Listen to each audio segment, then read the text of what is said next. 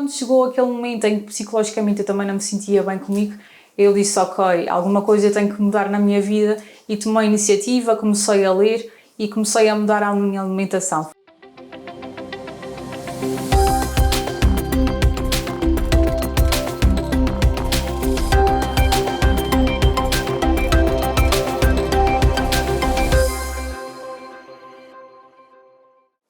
Seja muito bem-vindo a mais um programa. A 16 de outubro assinala-se o Dia Mundial da Alimentação, uma data que passou a ser celebrada a partir de 1981 e que não é esquecida pela Vitec. Este ano vamos até si sugestões de receitas simples, saudáveis e sustentáveis, mas também conselhos da nutricionista Sara Aguiar, que nos recebeu hoje aqui no seu recente espaço. Muito obrigada por nos receber aqui e por tirar um pouco do seu tempo para o nosso programa neste Dia Mundial da Alimentação. Este dia prende-se este ano com as questões da sustentabilidade. Fala-se muito na questão de produzir mais alimentos, porque sabemos que existem países que ainda não têm uma alimentação nutritiva suficiente. No que toca a esta produção de alimentos, na sua opinião, deve passar exatamente por uma agricultura mais biológica e amiga do ambiente para corresponder também a uma alimentação saudável e nessa questão também do planeta não sofrer com a produção de alimentos?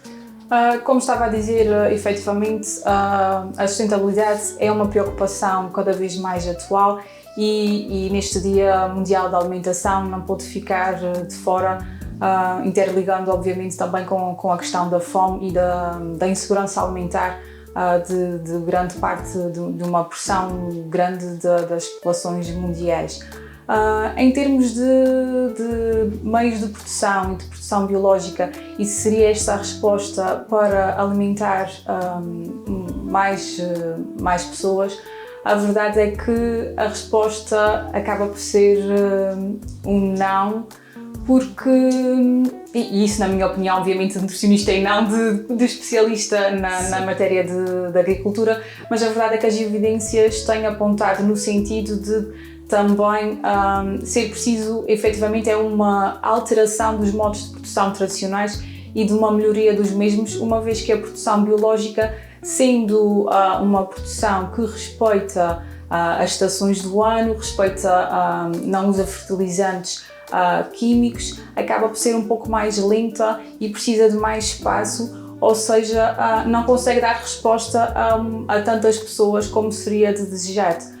O que se espera para conseguirmos alimentar mais pessoas, então, para além de utilização da tecnologia, é acabarmos por escolher bem as culturas que cultivamos e direcionar não tanto para a produção de produtos de origem animal, que é uma fatia muito grande em termos de alimentação, principalmente ocidental, e voltarmos um pouco mais para a produção tradicional e daqueles alimentos que são próprios também do nosso, digamos, da nossa cultura, do nosso meio envolvente.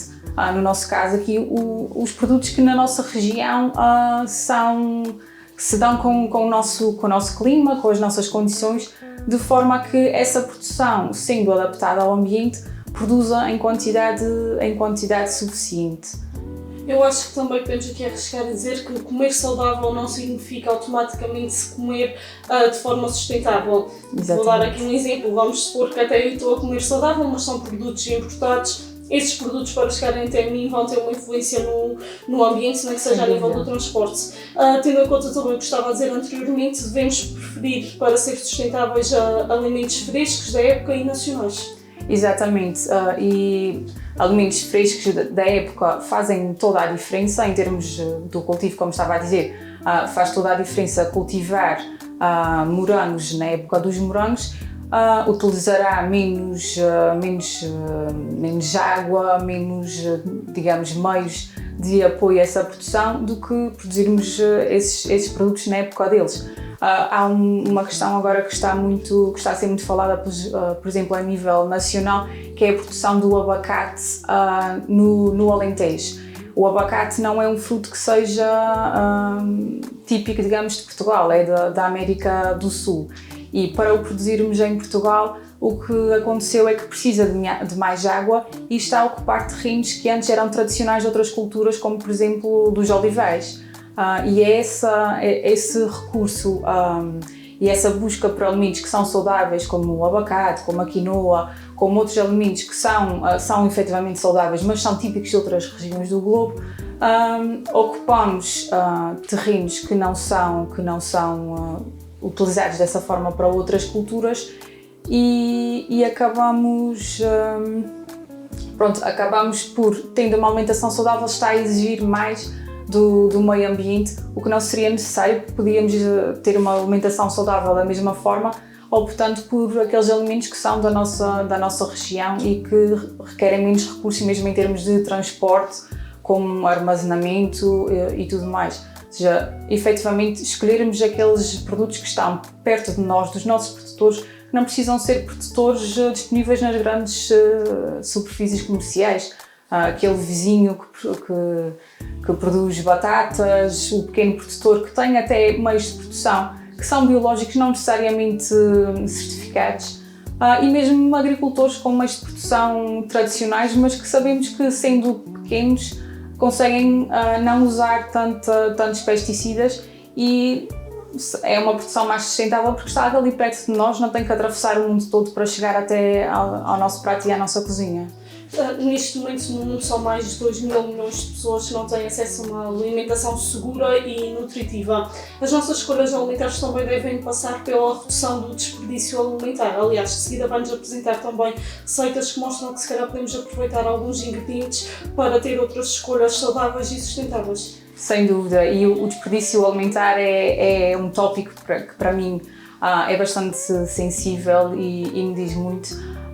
Quantas vezes colocamos comida ao lixo que podia ter outra utilização? Às vezes falta mesmo um pouco de criatividade para conseguirmos ver o potencial e encontrar também estratégias para conseguir fazer mais com menos. Seja adequar as porções de alimentos que cozinhamos, porque se a nossa família é de 2 pessoas não precisamos estar a cozinhar uma receita que é para 6 ou 8. Congelar as porções e assim ter alimentos acessíveis num dia assim mais rápido, precisamos de algo mais rápido para comer. Temos essas porções que poderiam ficar estragadas, temos prontas a utilizar as cascas, rentabilizar restos de carne, peixe, leguminosas, tudo mais. Portanto, reduzir o desperdício, que aliás o desperdício alimentar é quase 50%, responsável por 50% dos alimentos que nós comemos indiretamente. Portanto, aí já estamos a contribuir muito mesmo para a sustentabilidade e poupamos dinheiro, que também é uma preocupação frequente quando se fala de alimentação saudável. Sim, que é sempre muito cara e então se reduzirmos o desperdício não estamos a pôr dinheiro ao lixo. Por outro lado, ainda no que toca ao nosso planeta, a produção de carne tem um efeito drástico mesmo no que toca ao aquecimento global.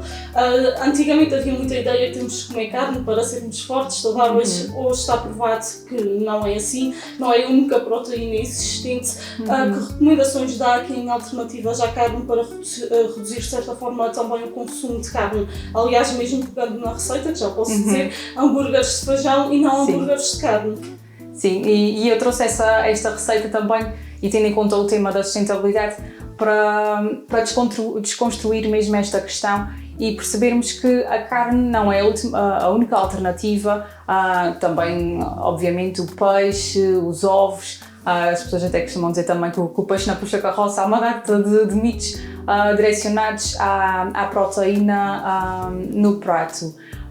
E a verdade é que, e puxando à questão da sustentabilidade, há relatórios recentes a nível mundial que analisaram o impacto da carne, da produção de carne e de outros produtos de origem animal, como o leite, o queijo e outros, em termos das emissões, como estava a dizer. A carne, efetivamente, a carne de vaca, o porco, o cordeiro, tem um maior impacto em termos ambientais. A carne do frango e carnes brancas um pouco maior. Mesmo assim, quando comparados com as proteínas de origem vegetal, tem um impacto consideravelmente menor, como sendo as leguminosas e os frutos oleaginosos. Não quer dizer que não possamos consumir carne nem peixe, mas que podemos, para conseguir ir em direção às metas de consumo, por exemplo, nesse documento que eu estava a falar, recomenda-se um consumo de carne de vaca de 25 gramas ao dia. Nós sabemos que não é isso que nós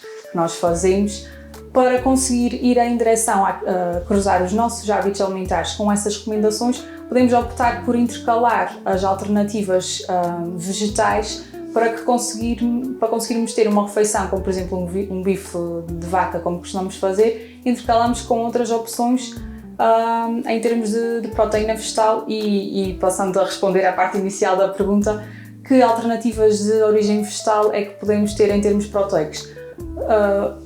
Leguminosas como o feijão, como o grão de bico, como as lentilhas, como as ervilhas e também os derivados de soja como o tofu, o tempeh, o seitan e os frutos oleaginosos também em porção são grandes fornecedores de gordura, mas também têm a sua porção de proteína, como também são como as sementes. Frutos oleaginosos, também passando a explicar, são as amêndoas, são o amendoim, são os cajus, as macadâmias, as avelãs e sementes como girassol, a linhaça, a chia e tudo mais.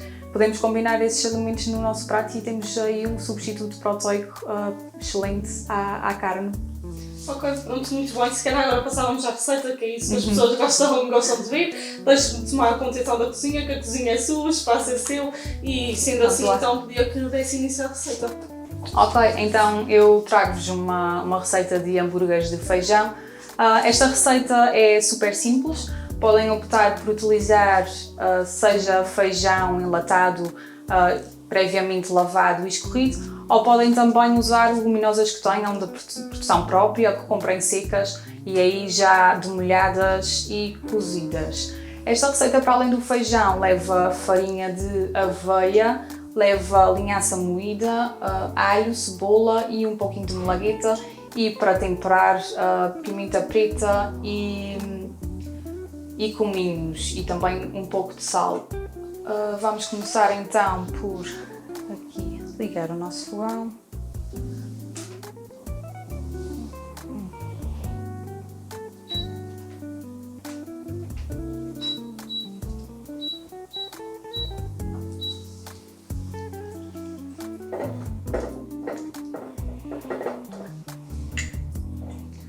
Aproveito também para dar algumas dicas em termos de culinária mais saudável.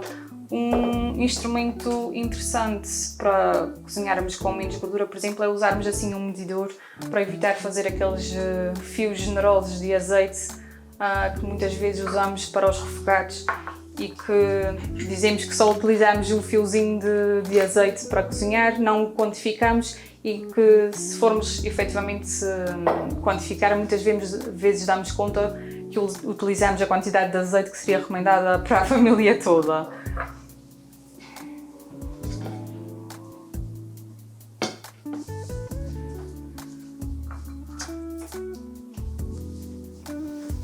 Enquanto vai aquecendo ali o azeite, eu vou cortando a nossa malagueta.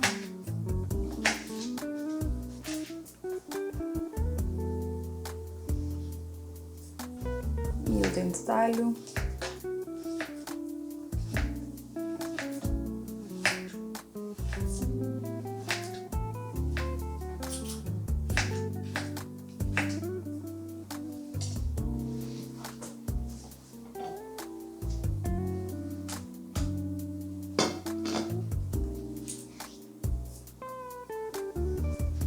Na receita vamos então utilizar meia cebola cortada às meias luas,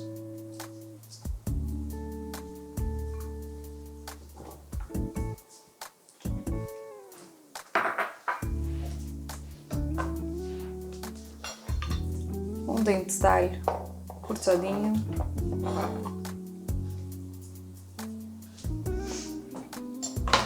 e aqui um quarto da malagueta, que podem deixar as sementes se gostarem de picante ou então retirá-las se não for o caso.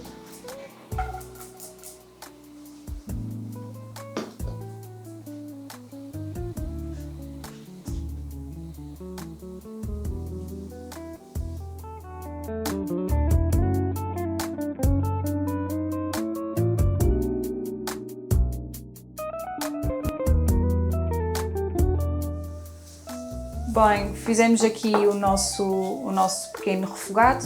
Usei então meia cebola, um dente de alho e um quarto de malagueta.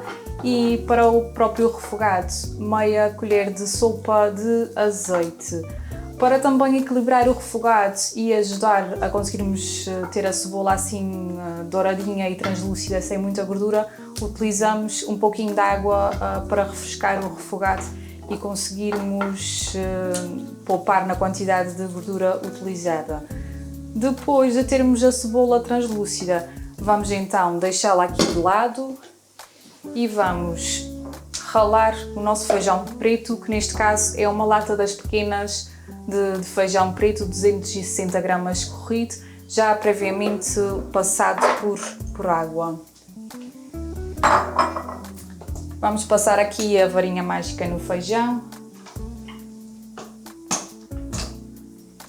Podem também usar um liquidificador ou um robô de cozinha que tenham para este efeito.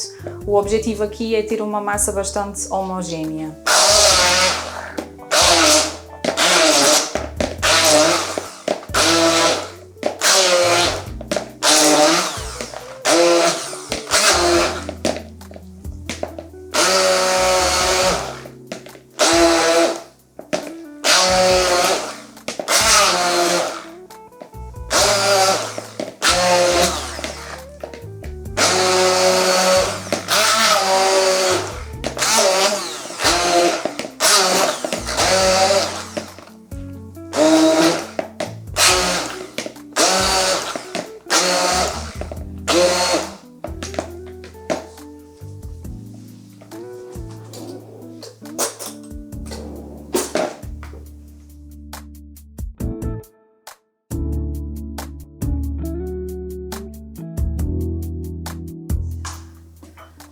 Vamos então juntar a mistura da nossa cebola ao feijão e vamos estruturar tudo um pouquinho também.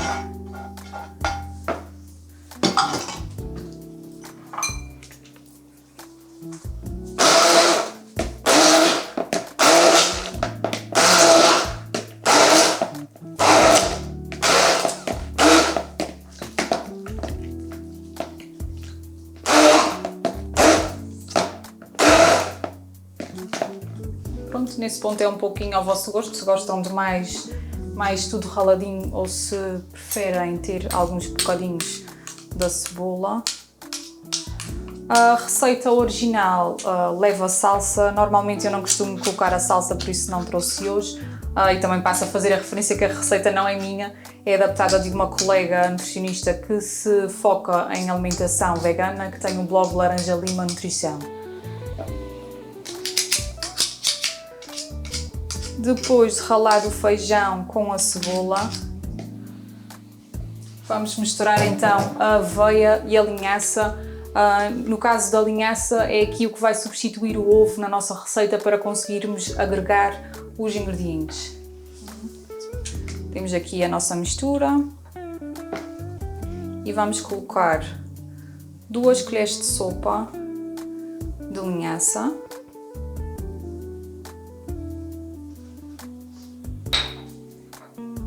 E 2 colheres de sopa de farinha de aveia, ou seja, aveia em flocos que foi previamente triturada até obtermos farinha.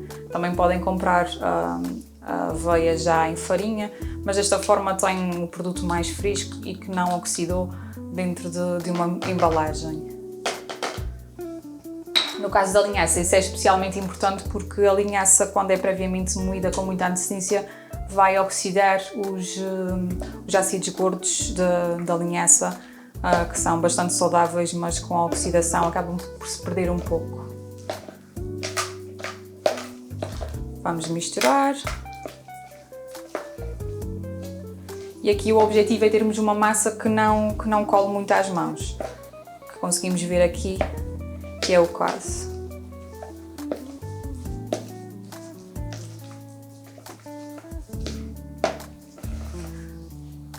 Misturando tudo, vamos então adicionar os temperos.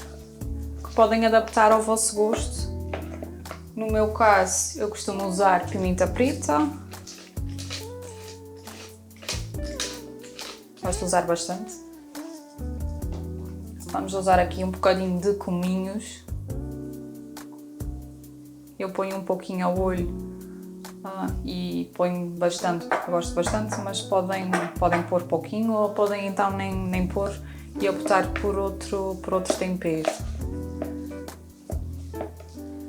E vamos pôr um bocadinho de sal.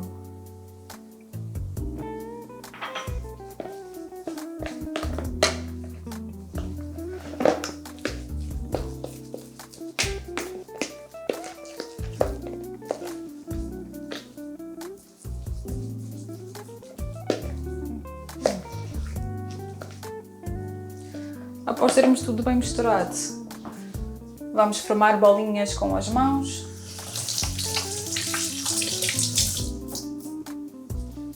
E essas bolinhas então vão servir, vamos achatá-las e vão servir para formar as nossas hambúrgueres.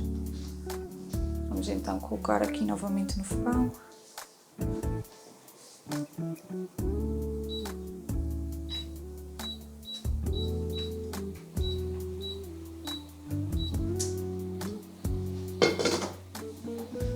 Vamos colocar, quando estiver bem quente, vamos colocar mais meia colher de sopa de azeite e formamos então as hambúrgueres e colocamos a grelhar. Ok, então colocamos meia colher de sopa de azeite na nossa frigideira, bem quente, e estando ela bem quente, vamos então formar as bolinhas das hambúrgueres e colocar na frigideira. Convém que elas fiquem achatadas de forma a que depois não fiquem muito altas e então demasiado cruas por dentro e queimadas por fora.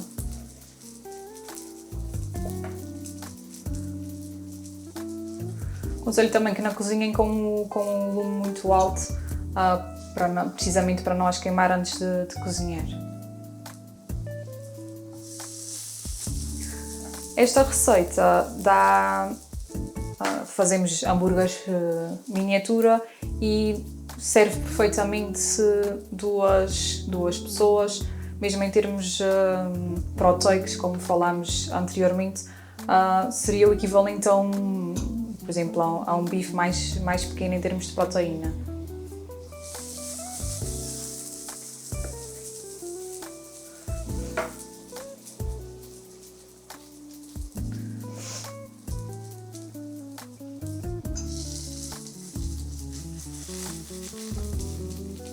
E deixamos cozinhar até estarem douradas, virando a meio da cozedura.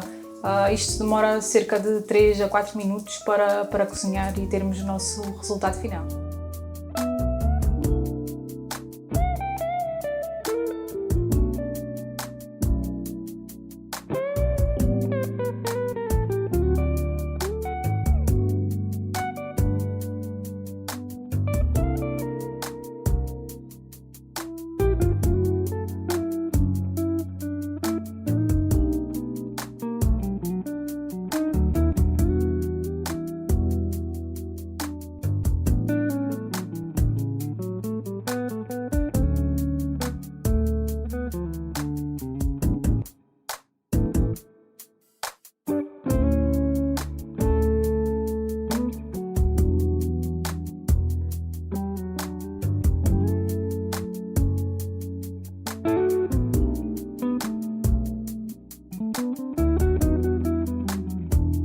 Temos então aqui as nossas hambúrgueres já empratadas. Como eu disse há pouco, esta receita rende para 2 pessoas, neste caso rendeu 6 hambúrgueres e a minha sugestão é que acompanhem estas hambúrgueres de feijão, então com uma salada ao vosso gosto. Neste caso preparei uma salada crua bastante simples, podem temperar com um molho com um vinagrete, por exemplo, ao vosso gosto, ou então fazerem, por exemplo, uns legumes salteados, se assim preferirem. A recomendação também é que tentem também, apelando à alimentação saudável, tentem preencher sempre metade do vosso prato com legumes para reforçarem o seu consumo.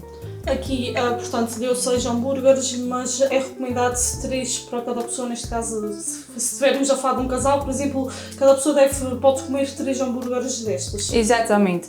Ou seja, aqui, e também falando um pouquinho da composição do feijão e das leguminosas em geral, o feijão acaba por ter a proteína e os hidratos de carbono necessários e equivalentes, neste caso, às porções, à quantidade de proteína que seria recomendada para uma refeição. Se não me engano, neste caso temos aqui cerca de 12 a 15 gramas de proteína, cerca de 36 de hidratos de carbono, ou seja, temos uma refeição equilibrada. Obviamente que dependendo da atividade física da pessoa, poderíamos aqui adaptar e juntar um acompanhamento como arroz, como massa, como podíamos comer, por exemplo, no pão. Isso, obviamente, que individualizado à atividade física e às necessidades de cada pessoa e também àqueles que sejam os seus objetivos. A nível de acompanhamento, quando se opta, neste caso, por legumes, uma salada, existe uma quantidade mais ou menos estipulada ou como é que é? Como é que a pessoa pode gerir o prato? Estava a dizer que deve ser pelo menos metade do prato, não é? Mas há assim alguma coisa estipulada? Se formos olhar para o recomendado numa alimentação saudável, e aqui podemos guiar pela Roda dos Alimentos Portuguesa, que é um referencial que nós usamos para guiar em termos de quantidade e de tipo de alimentos que nós devemos comer no dia-a-dia, recomenda-se que uma pessoa saudável consuma pelo menos 3 porções, idealmente 4 porções de hortícolas por dia.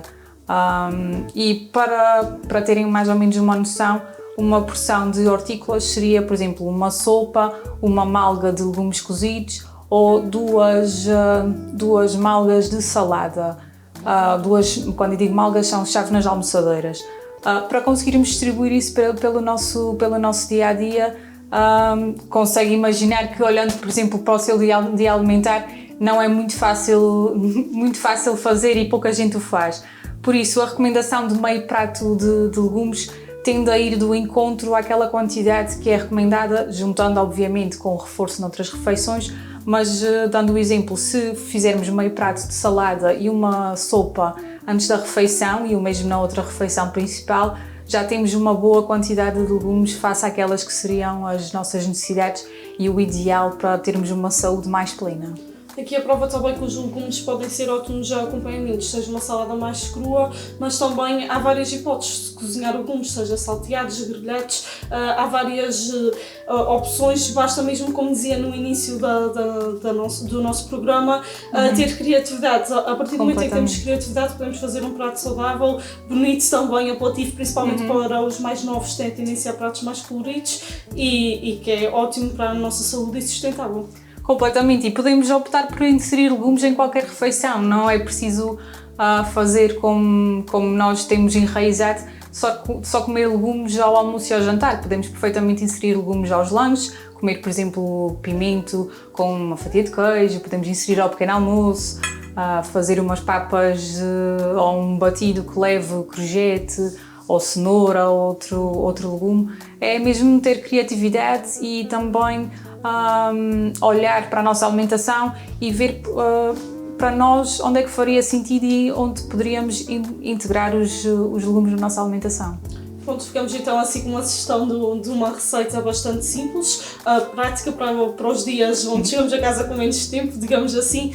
Essa receita pode ser feita também no forno e os ingredientes, o objetivo é ser sustentável e saudável, e aqui também apresentou-nos a nível de nutrientes o que fosse mais rico, mas também pode ser usado então uma farinha normal, o ovo em vez da linhaça, mas o objetivo aqui é mesmo ser rico a nível de nutrientes. Sim, e eu quis trazer uma receita que não tivesse ingredientes de origem animal, também para desafiar um pouquinho aquela ideia pré-concebida em que temos que ter proteína animal nas nossas refeições. Exato. Mas como estava a dizer, pode perfeitamente ser utilizado o ovo em substituição da linhaça.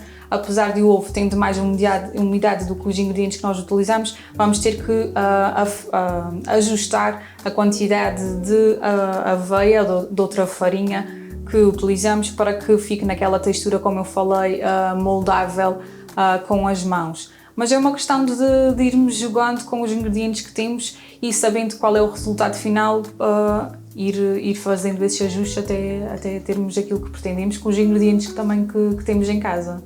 Muito bem, então apresentada a receita, obrigada. Se calhar falávamos também aqui algumas dicas como nutricionista a nível da alimentação. Existem muito aqueles mitos e coisas que supostamente já devemos saber, mas que ainda falham bastante. Começando exatamente pela regularidade das refeições. É importante, a nossa base de alimentação começa exatamente com o pequeno almoço. Sim, o pequeno almoço é um de jejum, é aquela refeição que quebra o nosso jejum noturno e que nos dá alimentos para começarmos o nosso dia. Se é 100% imprescindível, podemos dizer um talvez, porque há pessoas que não gostando de fazer aquela refeição e que se sentem mal dispostas, também não vale a pena entrarmos aqui numa situação desconfortável só porque temos mesmo de comer o pequeno almoço. Recomenda-se que se faça um pequeno almoço equilibrado e que tenhamos uma alimentação toda centrada na parte do dia em que temos luz lá fora, para também termos um equilíbrio hormonal e em consonância com aquilo que é o nosso ciclo de acordados e o nosso ciclo de sono. Ou seja, termos uma alimentação que começa com o pequeno almoço de manhã e termina com um jantar que não seja muito tardio. Mas sim, o pequeno almoço faz todo o sentido no âmbito de uma alimentação equilibrada. Aqui beber água, como sabemos, é essencial, mesmo a nível da nossa hidratação, a nível da nossa saúde. Para quem tem mais dificuldade em beber água, os chás ou águas aromatizadas podem ser opções. Quando falamos de águas aromatizadas, recordo, por exemplo, uma sem canela, laranja, limão, podem ser realmente uma boa opção para quem tem dificuldade em beber a água que deve beber durante o dia. Completamente. Se não gostam de beber água simples, para além das dicas de tentarem inserir em pequenos momentos do vosso dia-a-dia em que seja mais rotineiro, podemos utilizar as infusões, podemos utilizar os chás, podemos colocar hortelã, gengibre, limão na água para conseguirmos beber mais facilmente. Claro que idealmente é também irmos treinando para conseguirmos beber água simples e habituar o nosso paladar, mas é uma ótima opção. Quanto aos chás, lembro que não devemos abusar de chás com cafeína, como por exemplo o chá verde. Não devemos consumir em grandes quantidades e fazer o nosso consumo de água depender totalmente, porque também pode ser disruptivo, principalmente para quem tem algumas patologias. Existe também muito aquela ideia que, por exemplo, se eu estiver a comer em frente à televisão, que me vai dar sempre a sensação que eu tenho fome. De facto, os ambientes podem ser favoráveis a uma alimentação saudável, o ambiente onde estamos a comer, e também se comemos depressa ou devagar também influencia. Sim, exatamente. Faz toda a diferença nós estarmos a comer de forma plena e com atenção àquele momento da refeição ou estarmos distraídos. A verdade é que e já há estudos que apontam nesse sentido, quando comemos em frente à televisão ou com outra distração, também com o telemóvel, que é bastante frequente atualmente, acabamos por comer sem sequer dar ao corpo a mensagem que estamos a comer e da quantidade que comemos. Facilmente se acaba um pacote de batatas fritas ou de outros salgadinhos à frente da televisão a ver um filme, enquanto que se calhar se estivéssemos só ali a comer noutro ambiente, não sentíamos essa necessidade, porque quando sentíssemos que estávamos cheios íamos parar de comer mais facilmente. Uma das coisas que as pessoas também costumam ouvir é: se formos com fome ao supermercado, vamos trazer mais porcarias, digamos assim, mais coisas que nos fazem mal à saúde. É importante planear de certa forma o nosso dia alimentar, mas também a nossa ida às compras, termos uma lista que nos diga mesmo exatamente o que queremos trazer. Sim, o ideal é termos também, olhando para a nossa semana e para a nossa organização, conseguirmos ter um dia e um momento, diria pelo menos uns 15 minutos, para organizarmos toda a nossa semana que aí vem. Vermos o que é que temos em casa, o que é que possamos precisar de comprar, ver alimentos que possam estar a precisar de ser usados naquele momento para evitar o desperdício alimentar, por exemplo, algumas sobras que tínhamos no frigorífico, e a partir daí organizar a nossa lista de compras, ir obviamente no momento em que seja adequado para nós, é mais propício a cometermos erros alimentares, como estava a dizer, irmos com fome, irmos com, por exemplo, alguém na nossa companhia, da nossa família que vá nos distrair também. Pessoas que têm filhos, é mais difícil irem às compras e com o tempo levarem tudo o que têm planeado.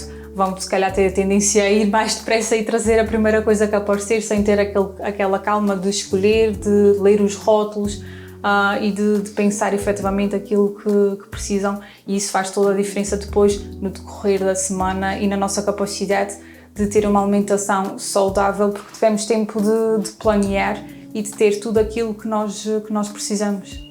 De certa forma também a sociedade tem que deixar de pensar que uma alimentação saudável não é só para a dieta, temos mesmo de ter uma alimentação saudável. Completamente, e a nossa alimentação tem um impacto mesmo em termos do nosso bem-estar, da nossa disposição, em termos da nossa saúde global, da nossa saúde mental. Uma alimentação saudável não é só para emagrecer, para ganhar massa muscular, e tendo em conta que mais de 1/3 das doenças em termos mundiais são derivadas de uma má alimentação, eu acho que temos aqui tudo dito para também fomentar as pessoas a olharem para a sua alimentação, e sendo tão simples como encher um prato de legumes, comer mais umas sopas e umas peças de fruta, obviamente com outras recomendações que também são importantes, mas seguindo a roda dos alimentos e tendo uma alimentação plena para promover a vossa saúde, que significa um estilo de vida, uma vida mais saudável, mais plena, com mais qualidade. Para si, o que é que lhe fascina aqui, de certa forma, falando de si, neste mundo aqui que está ligado a várias coisas, desde a criatividade para os pratos, mas desde o acompanhamento que tanto bem com as pessoas que a procuram a nível da nutrição? Como é que é aqui este mundo? Qual é o maior desafio? Pronto, e falando também de mim e do meu percurso, eu despertei para a nutrição por questões pessoais. Em criança tinha excesso de peso, fui crescendo, e à medida que a idade avançava, fui tendo, o meu peso foi subindo. E quando chegou aquele momento em que psicologicamente eu também não me sentia bem comigo, eu disse, ok, alguma coisa tem que mudar na minha vida, e tomei a iniciativa, comecei a ler e comecei a mudar a minha alimentação. Foi aí que cresceu o meu fascínio. Também foi aí que eu percebi a componente comportamental da nutrição, porque comer não é só ingerir nutrientes, nós temos a parte da psicologia que também entra aqui, e foi aí que eu enverdei na nutrição. O fascínio é mesmo conseguir, então, através do nosso aconselhamento, ver as pessoas florescer nos seus objetivos, conseguirem mudar a sua vida e ver que efetivamente temos um impacto na forma como as pessoas se sentem, na sua autoestima, conseguir estar com elas numa transformação e ver esse brilhozinho nos olhos das pessoas quando a coisa corre bem, mas também quando as dificuldades são ultrapassadas, é muito gratificante. E também aqui apelando ao sítio onde eu me encontro, e uma vez que falei da questão da psicologia aqui, faz todo o sentido a minha presença aqui no Centro de Psicologia Clínica, em conjunto com uma psicóloga, em que estamos em plena sintonia também para trabalhar certas questões em conjunto. Sim, é importante aqui esta dualidade, digamos assim. Completamente. Pronto, muito obrigada então aqui pela sua presença neste Dia da Alimentação. Acho que também fica a prova que a mudança é possível, fica a prova que podemos ser saudáveis sem ter grandes preocupações e grandes gastos. Agradeço uma vez mais à Sara. Estamos aqui também, agradeço estarmos aqui no espaço da Flávia Bessa, o Centro de Psicologia Clínica, e terminamos então assim mais um programa neste dia especial. Não se esqueça de ser saudável e também sustentável, que é um dos ideais agora no Dia Mundial da Alimentação. Até amanhã.